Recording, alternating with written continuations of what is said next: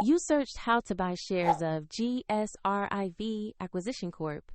GSRIV Acquisition Corp is listed on NASDAQ under the ticker GSRF. This video is educational and not financial advice. To buy GSRF, you need a brokerage account, and I will use eToro as an example to show the process.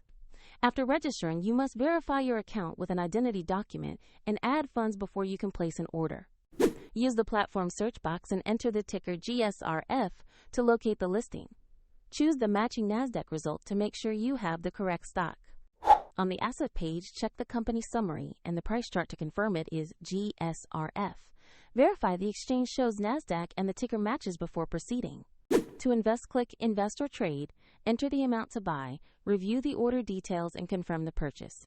If the market is closed, the order may be queued until trading resumes, and if funds are insufficient, the platform will prompt you to add money before confirming. Your new position will appear in your portfolio, and you can follow the same steps using the eToro link in the description.